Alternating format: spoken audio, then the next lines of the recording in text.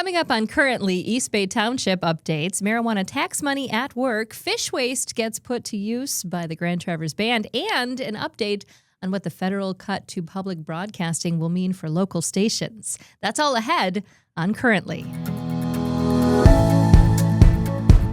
Welcome to Currently, where we discuss some of the top local stories directly from the journalists who are covering them. I'm your host, Crystal Frost. This podcast was recorded on Wednesday, August 13th. Now, the Tigers are 70 and 52. That said, things may change by the time you're watching or listening. Support for Currently comes from Golden-Fowler Home Furnishings, located on South Garfield Avenue in Traverse City. It's home fashion elevated. And from West Shore Bank. When you choose West Shore Bank, you are not just choosing a bank. You are choosing a partner that's committed to the well-being of our community. You can visit them today on 8th Street or at westshorebank.com. Support also comes from the Coin Slot Arcade Bar in Traverse City, a chill hangout with a full bar in a low-key setting. Welcome to the show, Beth Milligan from Traverse City Ticker and Ed Ronco for IPR News Radio. Hello. IPR. I said RPR, but I meant IPR. There's just different ways to pronounce it. It's just a different way. I have to say something. I was listening to IPR, as I do most of the day, and I noticed the way that one of the British people said the word Illinois, the state Illinois, and it was like Illinois. Oh. It was really wonderful. Like, that is adorable. I'm familiar with aluminium. Aluminium. But I have never heard them say Illinois. I have to actually look it up. It was Illinois. Illinois. And I was like, yes, and now I will always say I'm going to Chicago, Illinois. It sounds much fancier. Yes, in Illinois. That's what you get from your local public radio stations, though, right? You get that news feed from around the world. That's right. Yeah, BBC. It's very true. BBC and Illinois. Illinois. I love that. So, Beth, how are you? I'm doing great. Doing great? It's Taylor Swift Day, so I'm doing fantastic. It's like we planned it, but we didn't plan it. It's okay. Right after this podcast is recorded, there is another podcast that's happening. Yes. The New Heights, the Kelsey Brothers podcast. She's doing her first ever podcast appearance and announcing her new album. On her boyfriend and his brother's podcast. Yes. And she's never done a podcast before. So wow. If you're a Taylor Swift fan, this is a very exciting day. It's a very exciting day for a lot of reasons. Ed, how are you? How's it going with Doing you? quite well. Yeah, it's been a wild time in public broadcasting, but we are alive and well Yes. and doing what we do. You know, that's a really good place to start because we have a couple of stories we're going to be sharing today, but I really wanted to hear directly from you what happened to the federal cuts to the Corporation for Public Broadcasting. What does that mean for not just Interlochen Public Radio, but for public radio stations, across the country? Yeah, it runs the gamut from, for some stations, irritating and dispiriting. Okay. For other stations, devastating and destructive. So it really is based around their other funding streams, right? That's right. The public broadcasting money that comes from the federal government grows in percentage of your budget, depending on how small your station is. Mm-hmm. So bigger stations like WNYC in New York City, they have a single-digit percentage of their budget comes from federal sources. Okay. Smaller stations, like some of the ones I'm familiar with in rural Alaska, we're talking 70% of the budget comes from the feds. And the reason for that is very important. It's that these are places where there's a need for information, there's a need for news, local news, there's a need for emergency broadcasting services like when the tsunami comes. I've been up all night during a tsunami alert at an Alaska radio station. It's a real thing that happens there. And those are places that can't sustain a commercial station all the time. So this was meant to make that information possible in these places, and now that is going away. And whether those stations survive, I don't know. We will see. IPR is fortunate to be in a much better position. Well, let's talk about IPR then, because I know you just had your summer fund drive, and it seemed as though there was a lot of people who were very excited to give this year. Not that they're not always excited to give. Sure. But at the prospect of being able to help with your donation or your sustainer gift, after learning about such cuts, that was a big deal. Yeah, we're very fortunate to have a listener base that is incredibly supportive of the station and always has been for more than 60 years.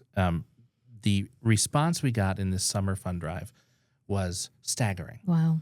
We raised from our listeners raised, really, they get the credit, about $400,000 in gifts outright and commitments. Wow. And we've said that on the air, and we are going to look at how our executive director has said this, that we're going to look at what that means for filling the gap that is left by the federal government.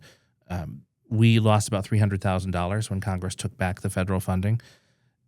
Yes, 400 is more than 300, right. but there are gifts in there that, would have happened anyway, and we just need to figure out exactly how that's all going to shake out. But it was wonderful news for us, and honestly, I mean, beyond just the financial factor of it, it was just a huge, loud vote of confidence in what we're doing. I mean, it's good for the soul a little bit, and to say, people do care. And, I mean, I know that fund drives are always a part of public radio stations, but to have people, answer that call so excitedly, it feels good. I'm not on that station. I feel good. And and it's really put some wind in our sails. I mean, we have two choices right now in this moment in public broadcasting. We can put up our shields and sort of shrink and try to just weather the storm, or we can just be as good as we've ever been and keep trying new things. And that is the path we're taking. So the listeners have really said,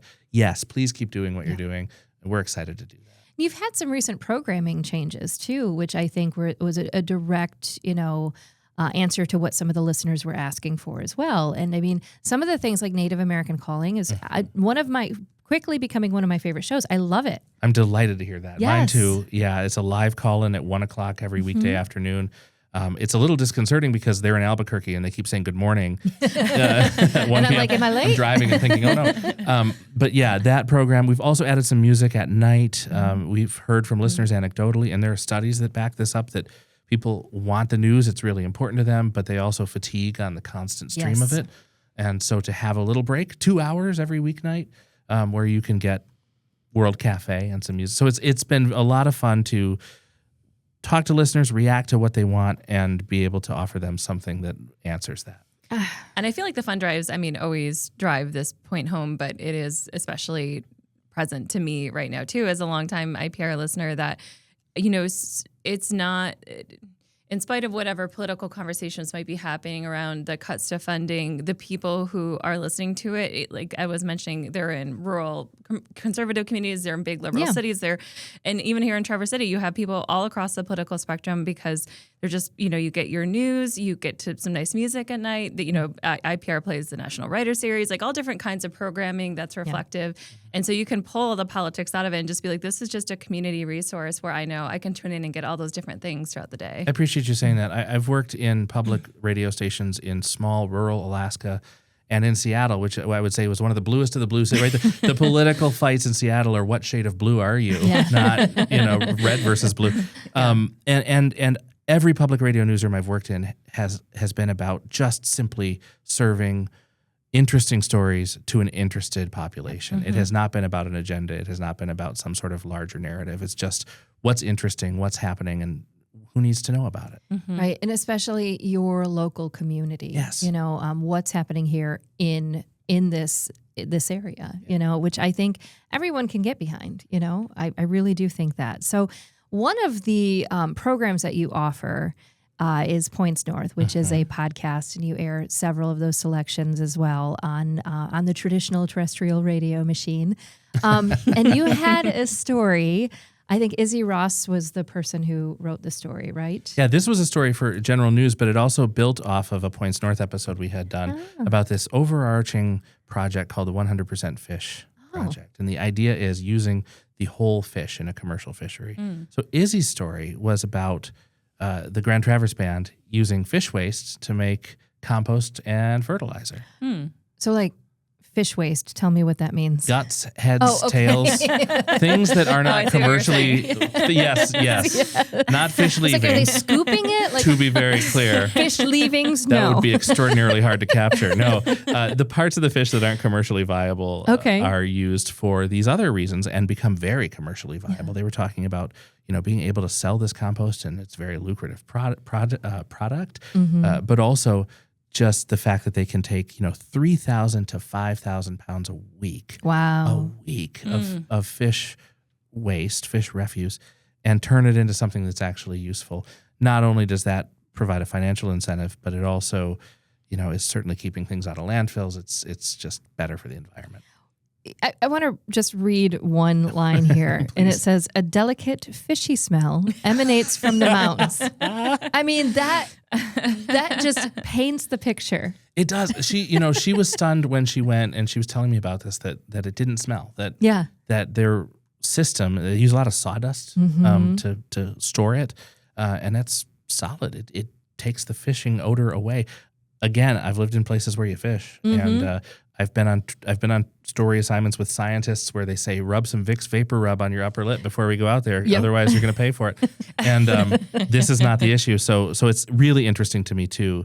Obviously not the point of the story, but it was really interesting to me that they found a way to control that, because that would be my first question, too, is like how much it smells. Yeah. And especially with the summer days we've just had where it's been 95 degrees. And, I mean, I thought the story tied into some really interesting things, which is, one, there's, this larger state initiative under Governor Whitmer about trying to reduce the amount of waste that Michigan is putting into landfills and really up our recycling goals. Michigan has been really low compared to other states in the amount that we've been able to divert from landfills. So there's all kinds of efforts going on. This is just one example of it. But also that it was doing it in this cool way that kind of honors indigenous traditions, which, when I went through a master gardening class, I remember one of the classes talked about this practice of like planting fish heads that Native Americans used to do with certain plants for fertility. And they clearly, had an understanding of the land and how that worked. And so it's cool to see that, on a large scale being put into use through this program. How do you get your hands on some of this fertilizer? Is it just for sale to the public? Because I kind of want to try it out. That is a good question. I would check it out with the Grand Traverse Band. Yeah. Yeah. And it's the 100% Great Lakes Fish Initiative. I got it a little wrong, but I want to make sure I say the clear name of the project. The 100% Great Lakes Fish Initiative. That's right. And I mean, what a wonderful story, and something that, really does just show how invested IPR is in the local community, not only just spinning off of one of the stories from Points North, making this a full-on news story, and then teaming up with the band to tell this story. Thank you. Yeah, it's fantastic. I love it. We are going to take a quick second and give you a word for our lead sponsor here. I'm super excited. I've been in a lot of furniture stores over the years. That's not a line. I really have. I like to go in furniture stores. I like to see what they have, even if I'm not even looking for something. But there is something really special about walking into Golden-Fowler. It feels different. It hits different. It's warm. It's inviting. And right now it's filled with some of the most beautiful handcrafted furniture you have ever seen. I'm talking about Smith Brothers of Bern, Indiana. Pieces that are built to last, built for real life, built for families just like ours here in northern Michigan, maybe a little rough and tumble families. And there's, just something really fun about this. You're not stuck with, what you see is what you get. You can choose from dozens of styles in just about every fabric and leather that you can imagine. And right now you can custom order your perfect piece at floor sample sale prices. That's right.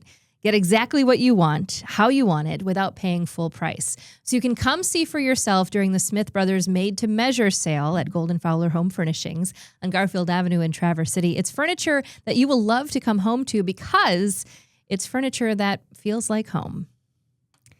Welcome back to Currently, and we are going to move on with stories from you, Ms. Beth Milligan. You've been pretty busy covering news. There's been a lot going on this week. We've talked about this before, Ed. The news doesn't stop.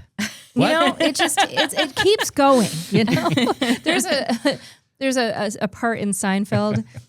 I don't know if you're familiar with Seinfeld. Of course. What? Who's this? Where Newman, the mailman, he's asked, why do mailmen sometimes go crazy? And he's like, because the mail never stops. I think that about the news all the time. There's it something never to that. Yeah. stops. And you will find yourself hanging out with friends and thinking that you're going to have dinner. Yep. But nope, you got to cover a story, right? Yes, that has happened a lot. And then there's also stories that you know are going to happen because it's a part of the regular news cycle. Like, you know, East Bay Township is going to be voting on some stuff. Yeah. You know, like, this is a part of my job to make sure I cover this. This just happened to be, and it aligns this way sometimes where there's a week where everyone is having like their municipal meetings on the same week. It just how the calendar shakes out, especially in the summer. Sometimes things get moved around. So this has just been a week where multiple townships had really packed agendas. There's a lot going on this week. I felt like that too. I was like, what are they doing? Yeah, it's Peninsula, Garfield, East Bay, everybody's got something going on. But yeah, this story really focused on East Bay because there's a lot happening out there. One thing that the board talked about on Monday that they didn't vote on, but I'll just put on people's radar because it will be coming up in September, is this idea of a corridor improvement authority, which is similar to a TIF district like we have in downtown Traverse City. So they're looking at putting that on 31. That would be a way to capture some taxes in that district to do public improvements, potentially like the pedestrian bridge at the state park. Oh. So that was discussed this week, but no action on that. However, in September at their meeting, they could be potentially voting on moving forward with that plan and with establishing a corridor improvement authority board. So stay tuned to that. Oh, that's big news. But there were several other items this week that they actually voted on. So one of which was supporting a brownfield plan for an apartment complex called Central Park, which was kind of funny. That is really fun. Central Park, smaller, maybe, on a parcel on 3 Mile Road. It's kind of across where the Grand Traverse Regional Land Conservancy is, just north of the Meadowlands Industrial Park. It's 20 acres. It's not small. It's a large project. I mean, we're talking about their estimate is a $49 million project, 10 3-story buildings with 24 units each. What's really unique about this project with the brownfield plan, so Michigan's law just changed in the last couple of years. Brownfields have typically been going to like environmental cleanup sites. So when you have contaminated properties, brownfield reimbursement is a way for the state to incentivize developers to clean up parcels that might just sit there contaminated, undeveloped forever, and use some funding incentives to do that. The law in Michigan now allows brownfield funding to also go towards workforce housing. This was an effort to address the housing crisis and also incentivize developers to maybe take on projects where they're going to be charging below market rates. Okay. Maybe less than they could charge if they built, high-end condos or whatever. Sure.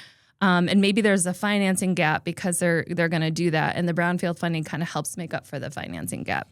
So that's what's happening with this proposed apartment complex. And this is a big deal. These are apartments ranging from 647 square feet, that's the 1 bedrooms, to 3 bedrooms that are just over 1,300 square feet.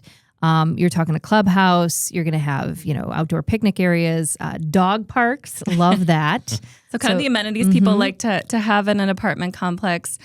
With the brownfield funding, I think it's important to know because I see reader questions about this sometimes, and maybe they feel like other developers in the past have pulled a bait and switch where they say something is workforce housing and all of a sudden it turns into short-term rentals or condos, and they're like, what happened? When you use government funding like this, like a brownfield plan, the developers are required to do annual reports that show the income levels of the tenants. Okay. So in this case, almost 80% of the units are going to be income restricted to people earning up to 100% of the area median income. So these are people who typically have your nurses, doctors, firefighters, teachers, people in that kind of working class. That's what they're meant for. They have to report each year who's living in those units, what their incomes are. And if they tried to pull any kind of bait and switch, if they decided to jack up the market rates, they don't get that tax reimbursement. So there is a accountability and reporting system for this. It's in place for the 30-year lifespan of the plan.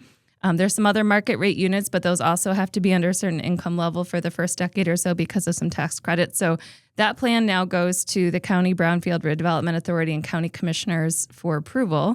And assuming they get those funding incentives in place, I think we could see that project move forward. So I just did a little finger walk over here to find out what is the median household income in Traverse City. Would it be Traverse City, or are you looking strictly They'd be looking at Grand Traverse County? So do you know that off the top of your head? I don't have that right off the top of my head. I know Traverse Google City. It. And it changes year to year, so that's why it was a little careful, because what we could quote in an article could change by the end of the year for next year. So instead, we tend to give a range of what the rents are estimated at. Right. So in this case, we're talking about just under $1,300 for a 1-bedroom apartment to around $2,000 for a 2-bedroom apartment. And if you've looked at the market and know what apartment and houses are going for, that's definitely below what the market rate is. And we do have like a median household income of about $79,486. That's right. The median household income, maybe not, the average median income for a single person. Yeah, and it changes based on how many people you have earning income in the household. But yeah, that's about right. That seems right. That's one project. Okay. The other one is this really big sewer project that is going to be moving forward. That is a partnership between East Bay and Acme Townships. Oh man, we love a good sewer story. We love to talk about sewer infrastructure. Love it. I know you do a really good job of explaining sewer infrastructure. I hear it and I'm just like, where are the Ninja Turtles? But tell us more. Well, also it's one of those things that like sometimes infrastructure doesn't sound sexy until you're like, why is there E. coli in the bay and why aren't the roads fixed? And you're these are the reasons. This is why sewers are sexy. Yes. So I will die on that hill. Sewers are sexy. It's a bumper sticker. So this is this is a line that runs from Acme and East Bay Township to the city's wastewater treatment plant. It carries all of the water for both townships to the treatment plant in Traverse City, and it is severely corroded right now. So it needs to be fixed. This is a project that's going to do that. It's an $11 million+ project.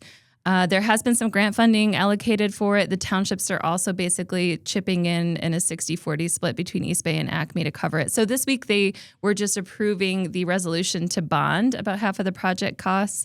There's a period of time when any municipality bonds where the voters get to say, hey, wait, do we like the idea of bonding or not? Right. They can circulate referendums if they want and file a petition. Otherwise, typically, I don't see too many bonds challenged. Yeah. People often understand the need for funding the project. They're low interest bonds. They'll go ahead and start the project. That'll be a project that we'll see starting in the next year. All right. And did we have anything else happening in the old East Bay Township? I mean, the last ones I'll mention are just because this could be soon a really significant public park is this property called The Ridge, which is between 4 and 5 mile roads in East Bay. The trustees this week approved a resolution of support for a grant application. The Grand Traverse Regional Land Conservancy is working right now to acquire over 300 acres in that area. If you've been in there, it's very ecologically sensitive. There's all kinds of wildlife and plants in there. There's, the Mitchell Creek, there's streams, all kinds of connections there. But also it just has incredible views of Grand Traverse Bay. You can see as far as Sugarloaf and Leelanau County. So that property is, just over $10 million is that project. They're really hoping that the state will chip in about half of that in grant funding. And then the Conservancy will secure the remaining amount to get that property. That is fantastic. Well, we are going to move on to the last story. And this is something that just came out today. Well, actually yesterday. And that is, can I just say it? Can I just say it's drug money? I think I just did, but it is. I mean, the county is preparing to distribute opioid funding and that marijuana money. Yes. So this story will be coming out today, Friday, when the episode airs. Okay. It'll be our Friday story, so you can go and find it on traversticker.com this morning. I forgot what day it was. Yeah, that's Sorry. okay. It'll be out for you to check out. But you're right. So there's two kind of piles of money that are coming into the county. One is opioid settlement funds. We've been talking about that for a while. We've talked about that for a while. Michigan as a state is set to receive about $1.6 billion. All of these states across the country essentially have gotten into these class action lawsuits with drug manufacturers, pharmacies for their role in the opioid epidemic, which has affected all of our communities, of 100%, course. yep. And then these settlement funds are coming in from these companies, which are supposed to go to specific things like recovery, treatment, prevention, harm reduction. Sure. So of Michigan's share of $1.6 billion, that will be split between the state and between local governments like our Grand Traverse County. Okay.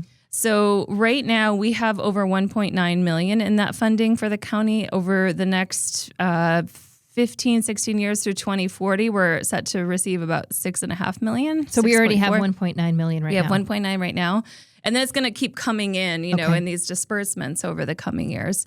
So they wanted a plan. The commission obviously wanted a plan for distributing these funds. Sure. They spoke about it today, and they will be voting on it next Wednesday at their meeting to approve this plan. There's basically, for both the opioid and the marijuana funds, there's splitting it two ways. One is taking some of the funds and putting it internally to county uses, so county departments, projects, plans. The other is let's get this money out to community organizations and nonprofits who are doing good work that we want to support. Important work. So in this case, for the opioid funds, there would be these two tracks, the county track and the community track. There would be a committee who would have representatives from different medical groups, from the courts, the sheriff's office, who each year would look at the amount of funding that they have and those needs in those two groups and recommend to the commission how to spend it in those different categories. Well, I mean, so they're going to be talking about that again next week, and then They'll we'll be have voting on the an plan. idea of- Yes. So yeah. that would allow then this funding to start getting out. And it's been a long process. Commissioners talked about that this week. There's been some frustration, I think, even from some providers and people in the community that, like, let's get this money out there. There's a need. We want to start making good use of it. However, the commission also did say it's kind of important for us to get this right. Yeah. And once we have a structure in place, it'll make it easier in the coming years. So what about that marijuana money? That sweet marijuana money. Because that's a totally different thing. I mean, Yes. when we as a state voted to legalize recreational marijuana, a part of that was capturing some taxes. And now that tax money is coming in. Yes. So what are we going to do with it? Yeah. So the Michigan Department of Treasury is essentially taking 15% of the revenues from taxes and fees on marijuana facilities, dispensaries, all of these businesses, and they distribute that to municipalities throughout the state based on how many businesses are in your community. Okay. So in Grand Traverse County, we have 16. That's as we of have last 16? year. We have 13 in the city of Traverse City, 2 in Green Lake Township, and 1 in Fife Lake Township. Wow. So then because we have 16, the funding, equation says you got 16, here's how many you get per business. Okay. And you get that funding each year. So that last year was $886,000. This year it's over $931,000. And that will probably continue to increase if the dispensaries and such do well. In the county, we don't have any closures. So let's say just a little under $1 million a year. Not a small amount of money. No. Same thing. Some of that will go to internal county needs. Some of it will go to external needs. In both of these cases, there's going to be kind of an application process. The marijuana one, I will just let folks know because I know a lot of folks listen to the show. If you're involved in a nonprofit, a school, an economic development organization, any kind of educational institutions, churches, these are some of the groups who are eligible to apply for grants for marijuana revenue in Grand Traverse County. Okay. That is going to go live on the county's website in September. Oh, wow. So keep an eye out for that. The grant amounts will range between $25,000 and $100,000. That's not small. And they will have $500,000 to distribute this year in 2025. So they're going to be opening this application process, taking applications, making decisions, and then granting $500,000 to the community. Do you know who is going to be making those final decisions? Do they have a committee of maybe county residents, or are they going to be, people who are representatives? Yes, and typically this is like an internal committee who will be making these decisions. Now, the opioid one, because there's specific requirements, that's where we're getting more into like prevention specialists, medical, substance abuse disorder specialists, and it has to be spent in a very specific way. The marijuana funds don't have any restrictions on them. The county can essentially spend them however they like. Right. So they will have this like internal review process. And then the county commission is really the ultimate ones who decide on those recommendations. Okay, so I mean, similar to what happened with the ARPA funds, right? Yes. I mean, we remember that. We do remember that. Those were some times. And I will just say, the county commissioners acknowledged that, they handled that process mostly themselves. And that was a little outside of their wheelhouse. That was a lot of, it was like 18 million, a lot of grant applications. And it's not their day-to-day job to administer grants. It was a lot to ask. Yeah. So, and especially with the opioid funds, I think the idea is having these recommendations, potentially even contracting with someone who can just sort of assist with the grant process. Sure. But ultimately, at the end of the day, those decisions are all coming to the county board to make the final call. And so it will give the public a chance to, weigh in and say, we support this. Yeah, we want to do this. Yeah. Or maybe we don't want to do that. Yeah. Yeah. I like that.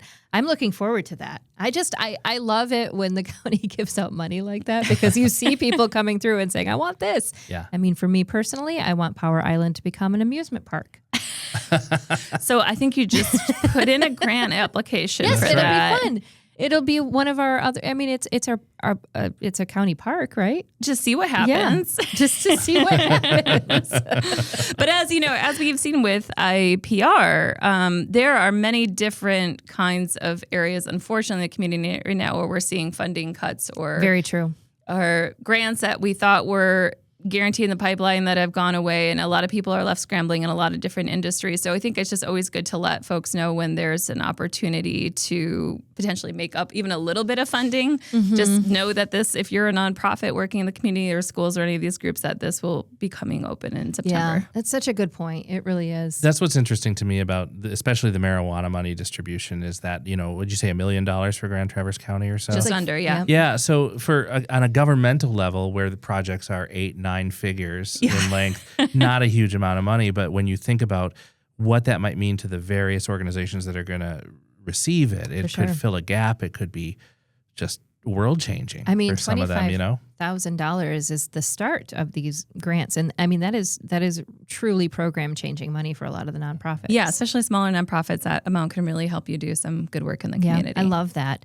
Well, I mean, what a show. What a great show. I mean, it's been so much fun to catch up with you, Ed, and to see you once again, Beth. Before we move forward, I have to ask you, what are you looking forward to this week? I feel like today is Wednesday, but I feel like it's Monday for me. I don't know why. I went to the Toto concert on Monday. Oh, yeah. Mm-hmm. Can I just say, Toto, Men at Work. Yeah. Colin was up there, and then also Christopher Cross, all three of them playing at Pine Knob. They all came on stage during Africa. And I looked at my husband. I was like, is this really happening? Am I having like this yacht rock fever dream right now? What is going on? It was unbelievable. So since then, I just feel like I'm in kind of a weird haze. You look down, you're just suddenly wearing Docksider shoes. How'd that happen? I have a breezy button-up shirt, a captain's hat on. I'm like, feathered hair. Exactly. So I don't know if I can top that this week. But what are you looking forward to this week? How about you, Ed? I'm going up to Sheboygan on Saturday, and I'm going to see a great friend who I used to be an instructor with at high school band camp. Okay, that's a story. She's going to sing jazz, and she's a wonderful jazz vocalist, Sarah D'Angelo, and she's performing at the Lark Theater. So I'm excited to see her, but I'm also excited to go back to the Lark Theater. I don't know if you've ever been. Yeah, it's a really small, intimate, cool venue in Sheboygan. So that is my big excitement. I did not know that you taught band. I didn't. I was not like a band teacher. Okay. But I was on the staff of my high school's band camp after I graduated for about 5 years. A lot of my best stories take place at band camp. This one time at band camp? Exactly. None of them have that outcome, thankfully. But yeah, it'll be wonderful to see her and to hear some good music. Oh, that's fantastic. That's awesome. How about you, Beth? Well, I was going to say the days are all mixed up for me, too, because we're recording on Wednesday. I know. I think I said earlier something was coming out on Friday, and I'm like, I don't know what day it is. Anyways, ignore that. I'm excited for the week, too. Obviously, today's Taylor Day. We talked about that already. So I will be going right from this recording to watch New Heights. But I am also, our friend Art Bukowski, who's a friend of the show. Yeah. He's a big fan of organizing beach bonfires. And I won't say where it's going to happen, but there's a beach bonfire happening this weekend. And I've not been putting off, I just haven't been able to get to one. He's called you out a few times. He's called me out, and I'm going to try to get to his bonfire. I mean, I'm going to try to get to it as well. Okay. I know I told him that, but my favorite thing to do in the world is cancel plans. So who knows what happens? We'll give it our shot. We'll give it a shot, Art. I'm really looking forward to the Big Brothers Big Sisters of Northwestern Michigan. They're having a Bigs golf event. This is a huge deal. It's at the Traverse City Country Club. It's their 10th annual charity golf event.